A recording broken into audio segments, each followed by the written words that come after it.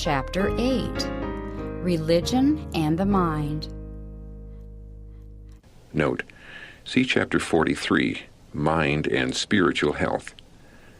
The love of Christ vitalizes the whole being. The love which Christ diffuses through the whole being is a vitalizing power. Every vital part, the brain, the heart, the nerves, it touches with healing. By it, the highest energies of the being are aroused to activity. It frees the soul from the guilt and sorrow, the anxiety and care that crush the life forces. With it comes serenity and composure. It implants in the soul joy that nothing earthly can destroy, joy in the Holy Spirit, health-giving, life-giving joy. Christ's work is to heal the broken-hearted. God's healing power runs all through nature. If a tree is cut, if a human being is wounded or breaks a bone, nature begins at once to repair the injury. Even before the need exists, the healing agencies are in readiness, and as soon as a part is wounded, every energy is bent to the work of restoration. So it is in the spiritual realm. Before sin created the need, God had provided the remedy. Every soul that yields to temptation is wounded, bruised by the adversary. But wherever there is sin, there is the Savior. It is Christ's work to heal the brokenhearted, to preach deliverance to the captives, to set at liberty them that are bruised. Luke chapter 4, verse 18. The Savior's prescription for mental and spiritual ills. Our Savior's words, "Come unto me, and I will give you rest," Matthew chapter 11, verse 28, are a prescription for the healing of physical, mental, and spiritual ills. Though men have brought suffering upon themselves by their own wrongdoing, he regards them with pity. In him they may find help. He will do great things for those who trust in him. Gospel versus science and literature. Science and literature cannot bring into the darkened mind of men the light which the glorious gospel of the Son of God can bring. The Son of God alone can do the great work of illuminating the soul. No wonder Paul exclaims, "For I am not ashamed of the gospel of Christ, for it is the power of God unto salvation to every one that believeth." Romans chapter 1, verse 16. The gospel of Christ becomes personality in those who believe and makes them living epistles, known and read of all men. In this way, the leaven of godliness passes into the multitude. The heavenly intelligences are able to discern the true elements of greatness in character, for only goodness is esteemed as efficiency with God. Gospel alone can cure evils cursing society. The only remedy for the sins and sorrows of men is Christ. The gospel of his grace alone can cure the evils that curse society.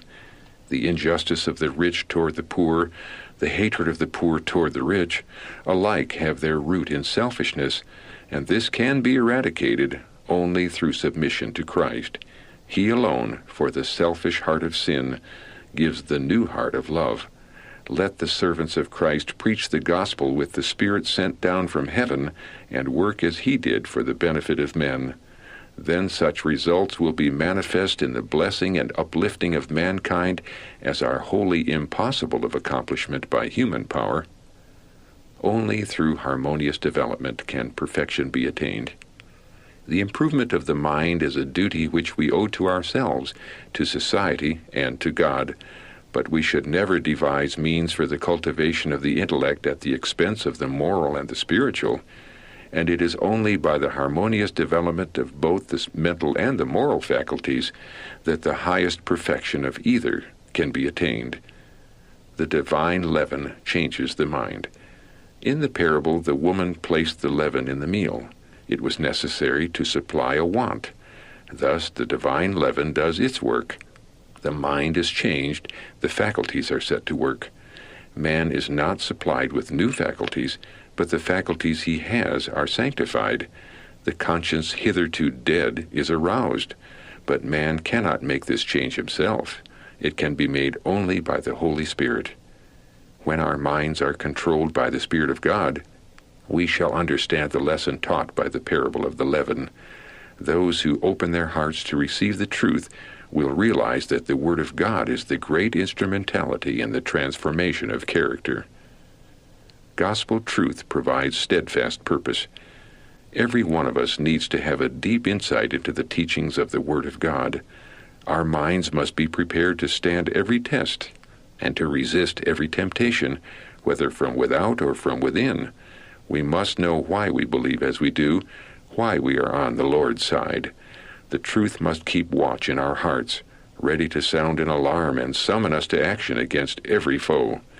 The powers of darkness will open their batteries upon us, and all who are indifferent and careless, who have set their affections on their earthly treasure, and who have not cared to understand God's dealings with his people, will be ready victims. No power but a knowledge of the truth as it is in Jesus will ever make us steadfast, but with this, one may chase 1,000, and two put 10,000 to flight. Committing ourselves to Christ brings peace. All our future rests with our individual action in opening our heart to receive the Prince of Peace. Our minds can find quiet and rest in and through committing ourselves to Christ, in whom is efficiency of power. Having secured that peace, that comfort, that hope, which he offers to your soul, your heart will be rejoicing in God our Savior for the great and wondrous hope presented to you as an individual who recognizes the great gift. Then you will be so thankful that you will praise God for the great love and grace bestowed upon you.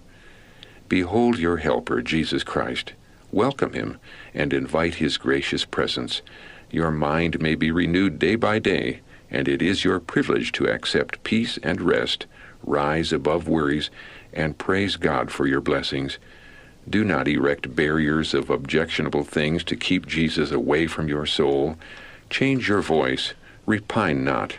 Let gratitude be expressed for the great love of Christ that has been and is still being shown toward you.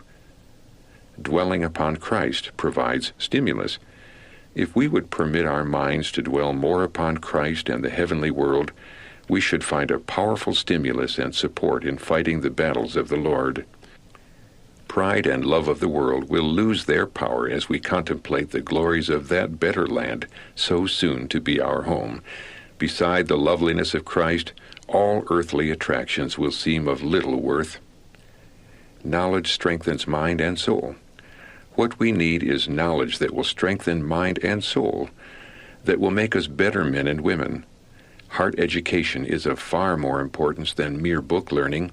It is well, even essential, to have a knowledge of the world in which we live, but if we leave eternity out of our reckoning, we shall make a failure from which we can never recover. The mind and spiritual warfare. Our improvement in moral purity depends on right thinking and right acting. Not that which goeth into the mouth defileth a man, but that which cometh out of the mouth, this defileth a man.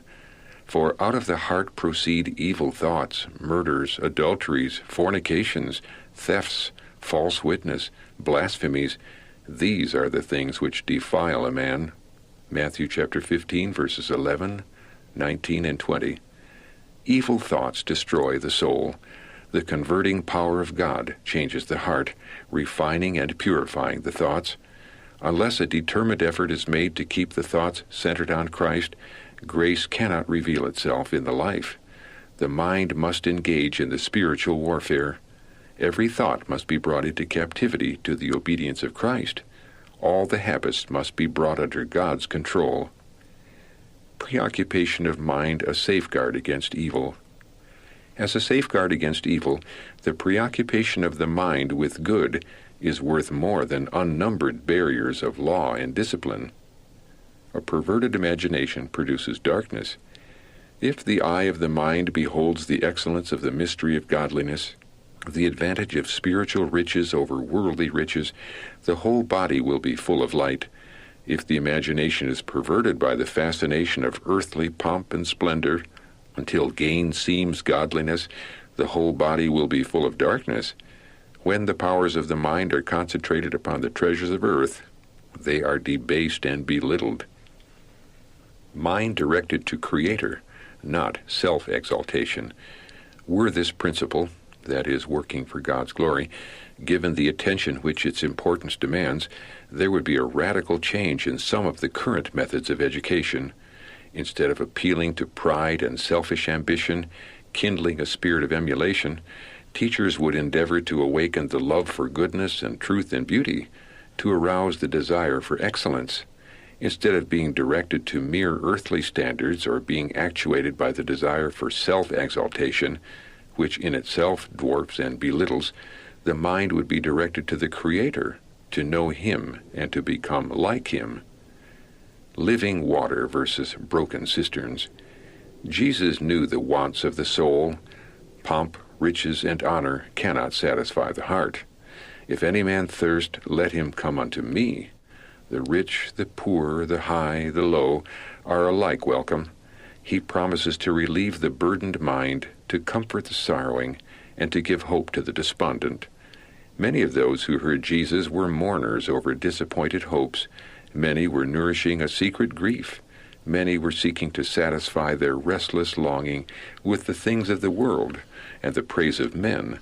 But when all was gained, they found that they had toiled only to reach a broken cistern from which they could not quench their thirst. Amid the glitter of the joyous scene they stood, dissatisfied and sad. That sudden cry, "If any man thirst," startled them from their sorrowful meditation, and as they listened to the words that followed, their minds kindled with a new hope. The Holy Spirit presented the symbol before them until they saw in it the offer of the priceless gift of salvation. Union of divine and human endeavor necessary. The Spirit furnishes the strength that sustains striving, wrestling souls in every emergency, amid the unfriendliness of relatives, the hatred of the world, and the realization of their own imperfection and mistakes. A union of divine and human endeavor, a close connection first, last, and ever with God, the source of all strength. This is absolutely necessary.